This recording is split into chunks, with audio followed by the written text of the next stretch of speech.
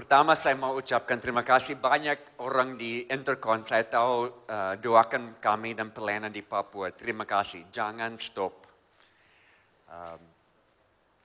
Tahun terakhir ini memang penuh banyak kejutan dan tantangan.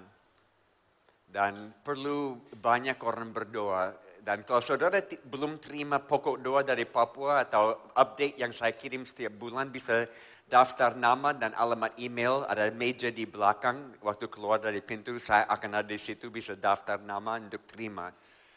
Karena saya tidak punya website karena isu security, tetapi bisa dapat email setiap bulan kalau mau kasih alamat email. Perlu banyak doa. Setiap tahun bulan Januari saya tanya, Tuhan apa temanya untuk tahun ini? Dan tahun lalu Januari tahun 2019 Tuhan bilang, Jim, ini tahun harus berkembang di tengah-tengah kekacauan. Dan memang banyak kekacauan terjadi di Papua tahun terakhir ini. Mulanya April 2 minggu sebelum pemilu, kami mengalami musim hujan yang ekstrim tahun ini. Dan lebih banyak hujan turun dalam waktu lebih singkat. Dan satu malam itu hari Sabtu malam terjadi, jam 11 malam. Di belakang rumah kami di Kota Sentani, ada gunung yang mulai longsor. Karena banyak hujan dan 6 sungai yang turun dari gunung itu naik 6 meter masing-masing. Setiap sungai naik 6 meter dalam satu malam. Meluap pinggirnya dan gunung mulai turun. Menutupi rumah-rumah, 100 lebih orang mati langsung ditutupi dengan pasir dan batu. 4.000 rumah di bawah. Dan malam itu kami sadar sesuatu terjadi. Saya angkat telepon karena telepon masih hidup. Saya telepon gembala jemaat kami, murid saya, Franz. Franz dulu mabuk di jalan, sekarang dia gembala jemaat. Dan saya bilang, Franz, besok saya tidak tahu akan ada orang bisa datang ibadah atau tidak. Harus siap. Saya jaga di sini, kalau ada orang datang, kami buat ibadah. Franz pergi dengan jemaat, masuk ke dalam air dan bantu sebanyak mungkin orang. Bagi tugas. Esok hari, pagi-pagi, saya kejut, 400 orang datang mau ibadah. Mereka dayung perahu, berenang, apa saja supaya bisa sampai ke tempat. Dan ibadah itu ibadah paling indah dalam sepanjang umur hidup saya.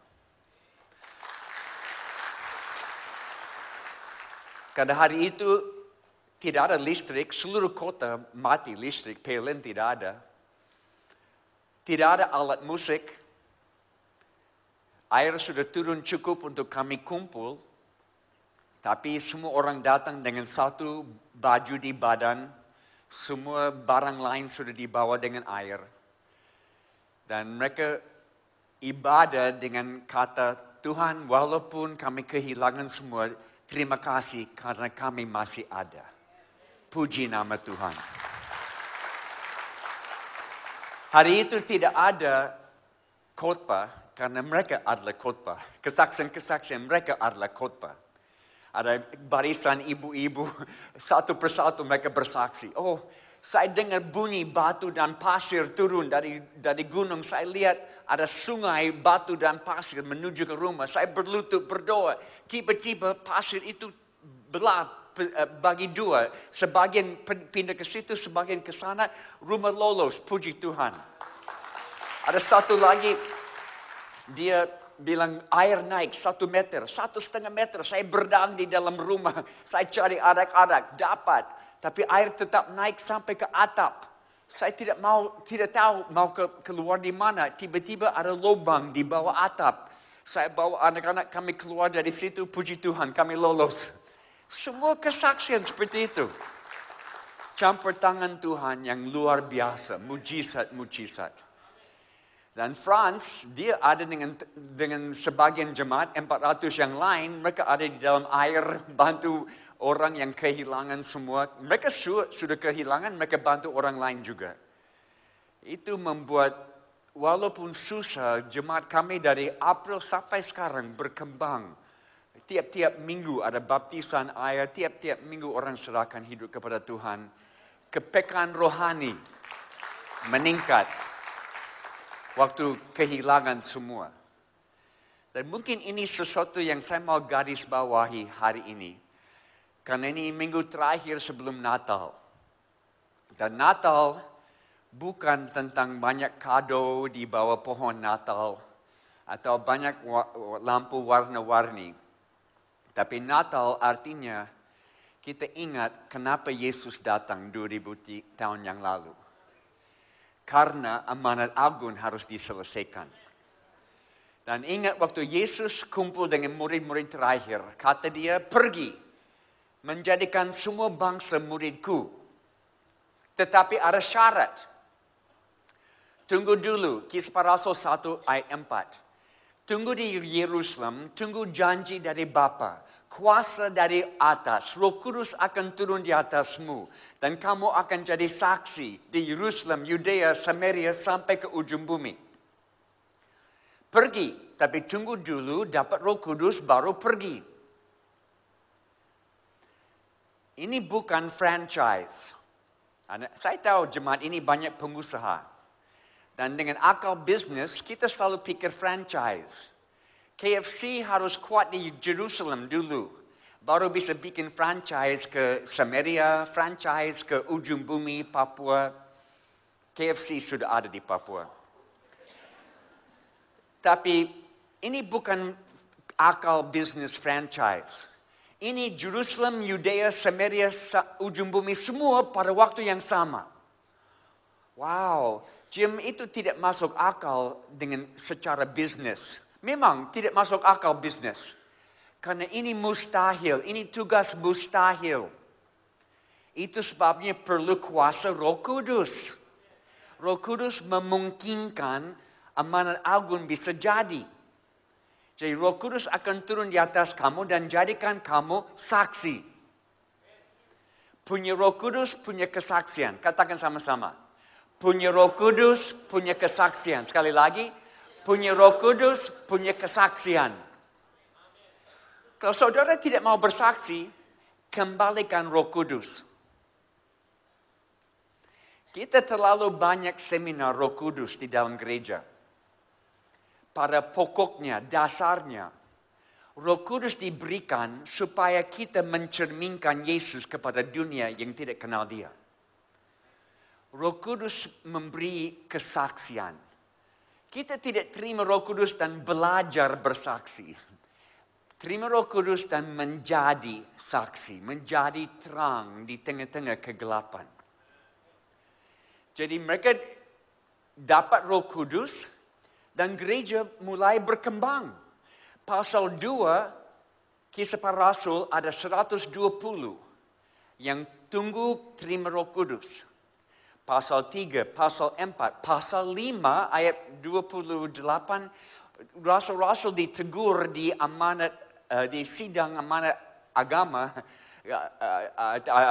sidang agama, dan mereka ditegur. Kenapa sudah penuhi seluruh Yerusalem dengan ajaran tentang Yesus? Apa kelihatan Jakarta kalau seluruh Jakarta dipenuhi dengan ajaran tentang Yesus? Suasana akan seperti apa kalau seluruh Jakarta penuhi dengan ajaran tentang Yesus? Kisah Para Rasul 5, ada ahli sejarah yang perkirakan anggota jemaat di situ 20,000 anggota jemaat. Pasal 2, 120. Pasal 5, 20,000. Berapa tahun? Bukan tahun. Berapa bulan? Bukan bulan. Berapa minggu terjadi? Dengan cara apa? Ada KKR di lapangan? Tidak. Dari orang ke orang, rumah ke rumah, jalan ke jalan, cerita tentang Yesus didengar. Mereka penuhi setiap jalan, setiap rumah dipenuhi dengan ajaran tentang Yesus. Mereka tidak bisa stop bicara tentang Yesus. kalau punya Roh Kudus, tidak bisa stop bicara tentang Yesus. Saya tidak tahu, saya lihat ada banyak suami istri di sini. Kembali kepada waktu jatuh cinta pertama kali. Belum nikah, masih tunangan. Waktu saya dan istri mau nikah, kami mau nikah cepat dan mau pergi misi cepat. Tapi ada orang yang pikir, terlalu cepat. Harus uji kasih ini. Cinta ini dari Tuhan atau tidak? Oke, kami akan uji. Saya pergi ke bagian Amerika jauh dari dia 1 semester. Dan mau lihat, masih mengasihi dia habis semester itu. Tapi saudara tahu apa yang terjadi? Di asrama laki-laki, setiap hari saya harus angkat telepon bicara dengan dia. Karena saya kasihi dia, saya cinta dia, saya harus dengar suaranya setiap hari. Juga dengan semua laki-laki di asrama, saya selalu bicara tentang dia kepada mereka. Karena waktu kita cinta seseorang, kita tidak bisa stop bicara tentang dia. Betul? Kalau kita mengasihi Yesus, kita tidak bisa stop bicara tentang dia. Betapa baik dia. Apalagi Natal, betapa baik dia. Jadi itu, gereja semula buat begitu dan sudah berkembang 20,000 orang, tapi ada masalah. Apakah jemaat Intercon ada masalah? Ini bebas masalah di sini. Kalau saudara cari gereja tanpa masalah, jangan gabung di sini, akan bawa masalah. Tidak ada gereja tanpa masalah. Kalau tidak ada masalah, mungkin gereja tidak berkembang. Tapi kalau berkembang, bertumbuh, pasti akan ada masalah. Banyak orang perlu dilayani dan terjadi di Gereja Kisah Rasul. Pasal 6 ayat 1. Saya mau baca Kisah Rasul 6 ayat 1. Pada masa itu ketika jumlah murid makin bertambah, timbullah sungut-sungut di antara orang-orang Yahudi yang berbahasa Yunani terhadap orang-orang Ibrani. Karena pembagian kepada janda-janda mereka diabaikan dalam pelayanan sehari-hari. Berhubung dengan itu, ke-12 rasul itu memanggil semua murid berkumpul dan berkata, kami tidak merasa puas karena kami melalaikan firman Allah untuk melayani meja. Karena itu, saudara-saudara, pilihlah 7 orang di antara kamu yang terkenal baik dan yang penuh roh dan hikmat, supaya kami mengangkat mereka untuk tugas ini. Dan supaya kami sendiri dapat memusahkan pikiran dan doa dalam pelayanan firman. Usul itu diterima baik oleh seluruh jemaat. Lalu mereka memilih Stefanus, seorang yang penuh iman dan Roh Kudus. Dan Filipus, Prokorus, Nikanor, Timon, Parmenas, dan Nikolaus, seorang pengaku agama Yahudi dari Antioquia. Mereka dihadapkan di depan rasul-rasul, lalu rasul-rasul pun berdoa dan meletakkan tangan di atas mereka. Firman Allah makin tersebar dan jumlah murid di Yerusalem makin bertambah banyak. Juga sejumlah besar imam menyerahkan diri dan percaya. Dan Stefanus, salah satu dari 7 orang ini, yang penuh dengan karunia dan kuasa mengadakan mujizat-mujizat dan tanda-tanda di antara orang banyak. Mereka bertambah banyak. Dan ada sungut-sungut yang muncul. Dan sungut-sungut memaksa rasul-rasul buat keputusan di dalam jemaat. Salah. Apakah rasul-rasul bisa salah? Bisa, mereka manusia. Dan di sini mereka buat salah karena mereka izinkan sungut-sungut mendorong mereka buat keputusan tentang arah di dalam gereja. Di dalam Alkitab saya, sungut-sungut tidak pernah dianggap positif. Sungut-sungut selalu dicap negatif. Filipi pasal 2 ayat 14, buat segala sesuatu tanpa sungut-sungut. 1 Petrus pasal 4 ayat 9, memberi tumpangan kepada orang tanpa sungut-sungut. Alkitab selalu bilang jangan sungut-sungut. Tapi sekarang sungut-sungut muncul dan rasul-rasul buat keputusan.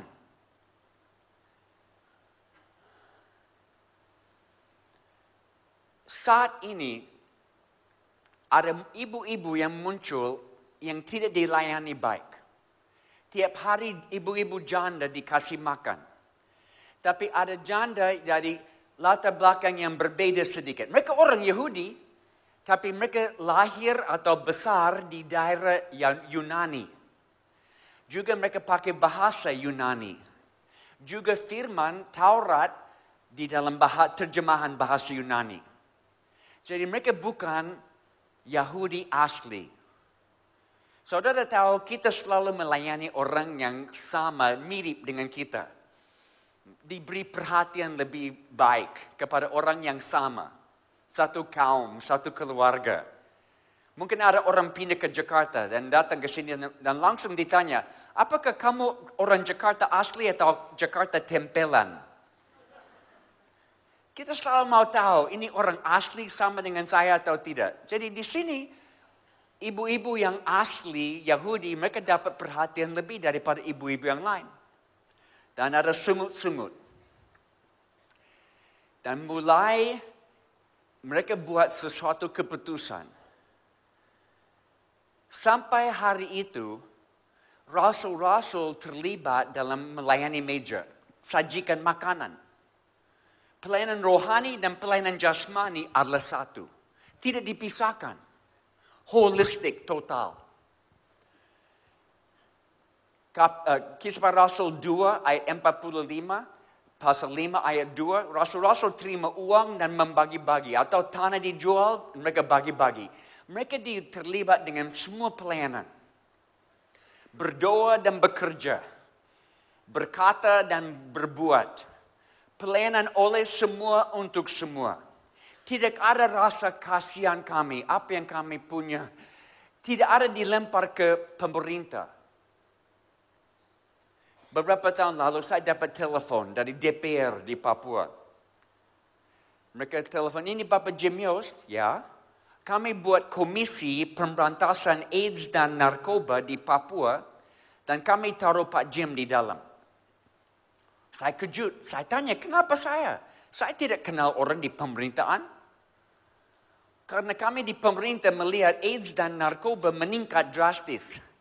Dan kami tidak tahu bagaimana bisa atasi hal ini. Tapi kami lihat di kota Pak Jim, kriminalitas turun. Banyak anak jalanan dipulihkan. Lewat pelayanan Pak Jim, gereja Pak Jim bisa bantu pemerintah tahu caranya untuk memulihkan hidup anak-anak yang nakal ini. Wow, pemerintah datang ke gereja untuk memecahkan masalah sosial. Itu gereja Alkitabiah, itu gereja semula. Mereka tidak lempar ke pemerintah. Mereka ambil tanggung jawab masalah sosial. Karena gereja punya jawaban semua masalah sosial. Karena semua masalah sosial kembali kepada broken self-image. Gambar diri yang hancur. Kalau gambar diri dipulihkan, banyak masalah sosial akan beres sendiri. Jadi gereja semula sangat terpadu. Jasmani, rohani sama-sama. Dan mereka mulai pisahkan. Mereka pilih 7 orang. Penuh hikmat, penuh Roh Kudus, terkenal baik. Why? Kenapa orang yang sajikan makanan harus penuh Roh Kudus? Karena pelayanan jasmani adalah pelayanan rohani. Bayangkan di meja panjang ini, ibu-ibu janda datang mau makan. Dan ada satu ibu yang lumpuh. Dia datang dan dia duduk dan Stefanus bawa satu piring makanan dan taruh. Dan tiba-tiba kaki goyang-goyang dan dilurusin dan dia sudah sembuh. Dia lompat-lompat sudah sembuh. Lewat pelayanan jasmani ada pelayanan rohani terjadi. Mujizat. Itu gereja semula. Natural, alamiah. Kalau saudara datang ke rumah kami, apa yang akan lihat? Banyak orang tanya, Jim, apa gambaran di tempatmu di kota sekarang? Di Sentani, Jayapura. Kami di pinggir kota, ada 1,5 hektar, ada 20 sampai 30 anak yang tinggal di rumah kami. Ini bukan panti asuhan, ini keluarga besar. Anak-anak yang terlantar, anak-anak korban kekerasan, anak-anak yang lari dari rumah karena tidak aman, umur 8 sampai 18. Dan di tempat kami ada klinik kesehatan untuk orang-orang yang tidak mampu bayar. Setiap hari kami layani 200 pasien. Anak saya Amy, dia kuliah medis di Amerika, kembali dia tangani klinik. Ada 2 lapangan bola basket. Karena kami punya gereja basket. Istri saya pelatih bola basket dan dia melihat anak-anak pulih lewat bola basket. Ada kebun, ada ternak ayam, 1,000 ekor ayam. Ini sangat holistik. Jadi sore hari, mereka mulai jalan kaki dari jalan raya, mereka jalan masuk ke tempat kami, mau berobat di klinik. Mereka masuk ke klinik, siapa layani mereka? Oh, Amy, anak saya, dia latih semua cewek yang tinggal di rumah kami, mereka dilatih sebagai tenaga medis. Jadi masuk ke klinik, tekanan darah dan jantung akan diukur oleh anak yang umur 12 tahun. Suntik akan diberikan oleh anak yang umur 14 tahun. Obat akan dibagi oleh anak yang 16 tahun. Dan mereka sangat profesional. Banyak dari situ mereka lanjut ke sekolah perawatan, sekolah kedokteran. Tapi ini sudah latih mereka dan mereka terima obat, pasien terima obat, tapi mereka tidak pulang karena obat tidak berguna sampai diaktifkan oleh doa. Jadi mereka ambil obat, mereka bawa obat dan mereka duduk di keliling 2 lapangan bola basket tunggu doa. Jadi banyak pemain basket datang sore mau main basket. 80 anak dari SD sampai universitas. Istri saya latih mereka semua. Mereka sparring, main bola 1 jam, berkeringat, time out 10 menit. Dan semua pemain basket yang basah keringat pergi ke pinggir lapangan dan tumpangan tangan di atas pasien, doakan mereka supaya sembuh. Semua didoakan, mereka pergi diganti dengan pasien baru, main basket 1 jam lagi, time out, doakan pasien lagi. Ini berjalan sepanjang hari, begitu. Kalau saudara tanya anak-anak kami, why? Kenapa buat begini? Mereka akan jawab, inilah kami, ini yang kami buat. This is who we are, this is what we do. Karena misi bukan sesuatu yang kita belajar di sekolah teologi. Misi adalah gaya hidup. Punya Yesus, punya hati misi. Itu temanya Natal. Jadi gereja semula seperti itu, natural, organic. Tapi sekarang mereka mulai pisahkan perkataan dari perbuatan. Doa dari keringat. Dan mereka serahkan kepada 7 orang. Dan kesalahan, rasul-rasul, kesalahan bukan struktur. Bangun struktur berdasarkan keperluan. Itu benar. Jangan bikin struktur sebelum ada keperluan. Ada keperluan baru bikin struktur. Tetapi motivasi mereka sangat salah. Dengar kata mereka sekali lagi, ayat 2. Kami tidak rasa puas karena kami melalaikan firman Allah untuk melayani meja. Ayat 4. Kami sendiri dapat memusahkan pikiran dalam doa dan pelayanan firman. Itu agak sombong. Yesus pun tidak bicara seperti itu. Yohanes 14 ayat 11, Yesus bilang, percaya kepadaku karena perkataanku atau paling sedikit karena perbuatanku. Jadi mulai ada shift, sesuatu berubah. Urapan pindah dari rasul-rasul lama kepada rasul-rasul yang baru. Jangan bilang ini diakonia. Saya tidak suka istilah diakonia. Ini bukan diakonia, ini rasul-rasul muda. Regenerasi pemimpin. Dan mereka keluar, lihat ayat 5, ayat 6. Ayat 7. Lebih banyak firman dari mereka. Lebih banyak jiwa baru dari mereka. Stefanus yang salah satu dari 7 orang ini melayani dengan tanda mujizat. Wow. Dari 7 orang ini, urapan Tuhan ikut mereka. Sampai ada aniaya. Stefanus dilempari dengan batu dan mati. Dan aniaya membawa mereka semua lari dari Yerusalem. Apakah aniaya di luar kehendak Tuhan? Oh, kelihatan di sini tidak punya teologi aniaya. Ada satu ayat yang kita tidak suka kutip. Ayat janji di dalam firman. 2 Timotius pasal 3 ayat 12. Setiap orang yang mau hidup beribadah kepada Tuhan akan menderita aniaya. Itu janji. Kapan kali terakhir saudara kutip ayat itu kepada teman dan bilang, ayo kita hidupin ayat ini. Ini bukan ayat favorit kita. Setiap orang yang mau hidup beribadah kepada Tuhan akan menderita aniaya.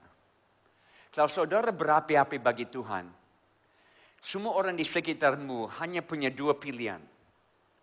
Mengatakan ini dari Tuhan dan saya harus ikut, atau ini bukan dari Tuhan, saya harus lawan. Tidak ada posisi netral. Jadi jangan kejut kalau mau hidup beribadah kepada Tuhan, ada yang melawan. Jadi mereka mulai dibawa keluar.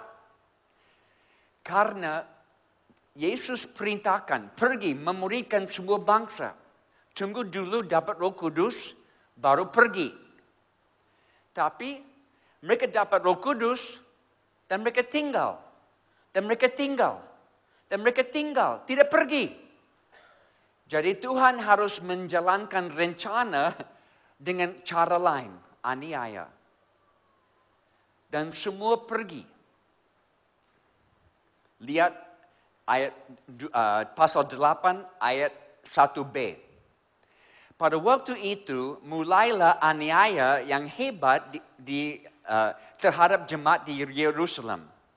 Mereka semua, kecuali rasul-rasul, tersebar di seluruh daerah Yudea dan Samaria. Semua pergi, kecuali rasul-rasul. Siapa kasih izin kepada rasul-rasul tinggal di Yerusalem?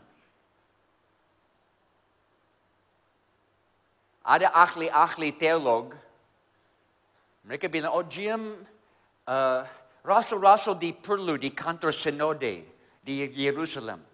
Tidak ada kantor sinode. Yesus perintah, pergi, tunggu dulu dapat Roh Kudus, pergi. Dan mereka tidak pergi. Dan urapan pindah dari mereka kepada mereka yang pergi dan melayani meja. Habis ibadah pertama, ada ibu yang tanya saya, Jim, melayani meja apa itu? Ada ibu yang korban kekerasan suami bertahun-tahun. Dan kamu duduk dengan dia untuk dia curhat berjam-jam dan luka batin bisa sembuh. Itu pelayanan meja. Ada anak muda yang putus sekolah. Dan kamu kasih les kepada dia supaya dia bisa masuk sekolah lagi. Itu pelayanan meja. Ada bapa yang di PHK. Dan kamu bantu dia dapat pekerjaan baru. Itu pelayanan meja. Bisa juga kasih makan orang yang tidak punya makanan. Bisa doakan orang sampai sembuh. Keperluan apapun yang mereka punya, kita masuk ke dalam dunia mereka dan bilang Tuhan peduli. Saudara tangkap ini. Generasi muda zaman ini, anak-anak milenial yang saya lihat ada banyak di sini. Banyak yang tidak percaya Allah peduli. Mereka pikir mereka harus cari jalan sendiri. Dan banyak orang mau melihat apakah Tuhan sungguh-sungguh peduli. Jadi mereka keluar. Filipus, dia keluar dari Yerusalem, Samaria, pasal 8, ayat 4 sampai 8, dia ke Samaria, Tuhan pakai Filipus. Dia ke Jalan Gaza dengan orang Ethiopia, dibaptis di pinggir jalan. Pasal 10, dia ke, Filipus punya anak yang jadi besar dan anak perempuan jadi nabi-nabi dipakai Tuhan, satu keluarga. Ada juga Paulus, pasal 9. Dia dibangkitkan sebagai rasul untuk non-Yahudi. Kalau tidak ada orang mau dengar suara Tuhan, Tuhan akan bangkitkan orang baru. Rasul-rasul muda. Petrus, apakah Petrus dipakai Tuhan? Masih dipakai Tuhan, tapi bukan di Yerusalem. Lihat, baca firman. Petrus tidak lagi dipakai di Yerusalem. Tapi setiap kali dia keluar dari Yerusalem, Tuhan pakai dia. Pasal 9, dia di Lida, dipakai Tuhan. Pasal 9, lagi Yope, dipakai Tuhan. Pasal 10, di Kaisarea, dipakai Tuhan. Tapi tidak dipakai Tuhan di Yerusalem, karena tidak punya izin untuk tinggal di Yerusalem. Urapan Tuhan. Ikuti gereja apa? Waktu ini dan waktu sekarang, 2020. Gereja yang dipakai Tuhan bukan gereja yang punya gedung besar. Bukan gereja yang punya manajemen mantap. Bukan gereja yang punya kuasa politik. Tapi gereja yang keluar dan melayani meja. Itu gereja yang akan rubah dunia.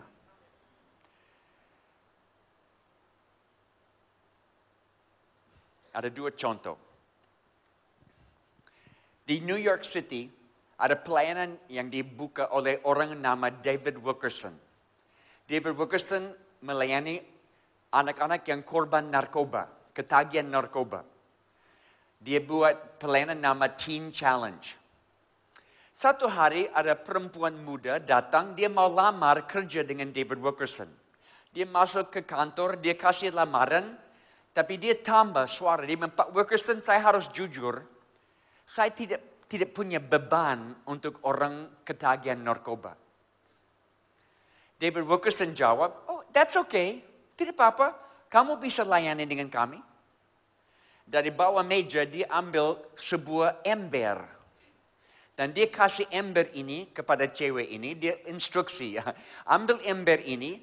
Keluar dari sini menyeberang jalan. Ada perumahan naik ke atas satu tempat itu dan ada satu kamar di mana ada anak yang ketagihan heroin, narkoba berat. Dia mau lepas dan dia muntah terus. Tugasmu pegang ember waktu dia muntah. Itu pelayananmu. Dia keluar, dia buat.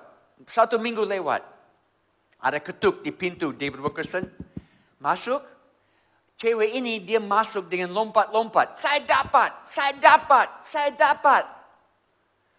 David Wilkerson tanya, dapat apa? Dia jawab, saya dapat beban untuk orang ketagihan narkoba. Bagaimana caranya? Saya pegang ember, saya dapat beban. Itulah. Turun tangan, buat apa yang harus dibuat di tengah-tengah masyarakat. Dan semangat emosional akan ikut dari belakang.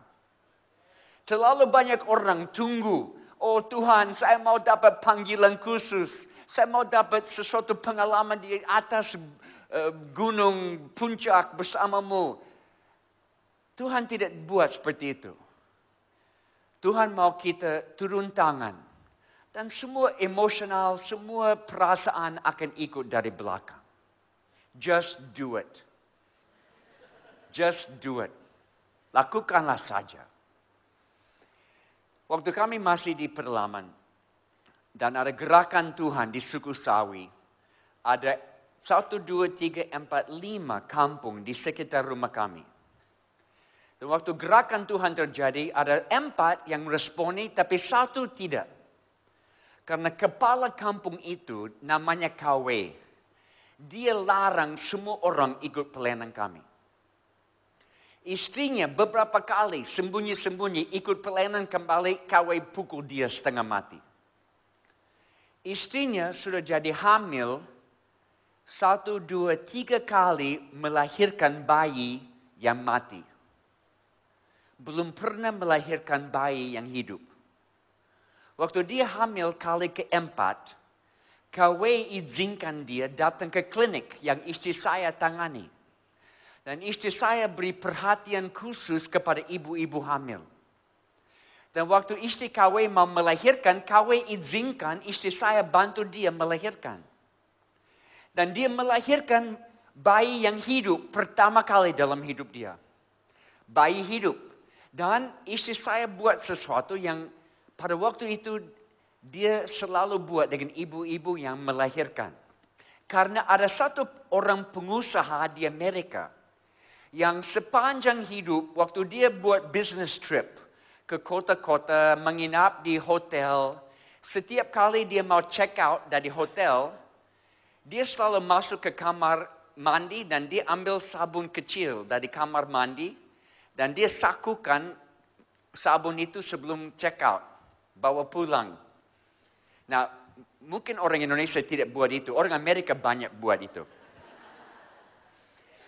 Jadi sepanjang umur hidup, dia kumpul banyak sabun kecil ini. Dia pensiun sekarang, dia tidak pakai, dia hanya kumpul-kumpul di garasi, ada karton besar. Dia bingung mau buat apa dengan sabun kecil ini. Dia pikir, oh mungkin Jim Yos bisa pakai di tengah hutan di Papua. Mungkin dia pikir saya tidak mandi. Jadi dia kirim. Saya masih ingat sampai hari ini, waktu tiba kiriman karton besar itu.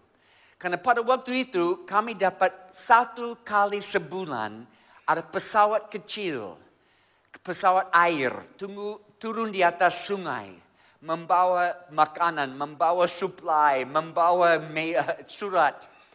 Dan kami rindu pesawat itu sekali sebulan. Dia turun, ada karton besar keluar. Saya lihat istri kami senyum, saya buka sabun. Tidak bisa makan sabun. Tapi istri saya dapat ide dari Tuhan. Setiap ibu yang melahirkan, dia selalu berikan satu sabun dengan instruksi bagaimana caranya bawa bayi ke sungai tiap hari dan kasih mandi anak bayi di sungai, di air. Jadi setiap hari kami lihat istri KW, dia turun di sungai kasih mandi anak. 1 minggu masih hidup. 1 bulan masih hidup. 3 bulan masih hidup. Baru KW mau kasih nama kepada anak. Sebelum itu dia tidak mau kasih nama karena dia yakin akan mati percuma kasih nama. Dia tunggu 3 bulan baru beri nama. Dan dia datang ke rumah. Pertama kali dia datang ke rumah. Kami duduk sama-sama dan dia buka semua. Dia bilang, Jim, dari hari pertama saya lawan semua pelayananmu di sini. Saya tidak izinkan siapapun dari kampung saya ikut. Tapi Jim dan istri, begitu besar kasihmu kepada saya dan istri saya. Sampai kasih sepotong sabun supaya anak kami hidup. Saya mau dengar tentang Yesus ini. Dan dia percaya Yesus hari itu. Dia buka pintu dan satu kampung datang kepada Yesus karena sepotong sabun. Saudara, kita tidak tahu satu pertunjukan kasih kecil yang kita buat kepada tetangga, kepada orang di tempat belanja, kepada orang di tempat rekreasi, di sekolah, di kampus, di perumahan. Kita buat bisa buka hati satu keluarga, satu desa, satu kampung, satu kota, satu bangsa. Gereja yang akan rubah dunia di Indonesia adalah gereja yang pergi dan melayani meja. Biar Intercon menjadi sebagian dari gerakan Tuhan ini. Mari kita berdoa, tim musik bisa tampil. Tuhan, terima kasih karena waktu Natal ini kami diingatkan bahwa Natal ini bukan tentang kado-kado atau lampu warna-warni. Tapi untuk memberi semuanya yang kami punya dalam misi sedunia. Karena kami ada di sini karena Yesus datang 2000 tahun yang lalu memberi pengharapan kepada kami. Dan Yesus adalah teladan hidup bagi kami. Kami mau ikut sama seperti Yesus. Jadi Tuhan, saya minta urapan-Mu di atas rasul-rasul muda dari Intercon. Yang 2020 mereka akan mulai muncul. Mereka akan lari keluar, akan jamah banyak orang dalam keperluannya. Dan kuasa Tuhan akan menyertai mereka. Bangkitlah rasul-rasul muda. Dalam nama Yesus kami kunci kebenaran ini. Dan kami akan jadi pelaku firman Tuhan. Haleluya. Amin.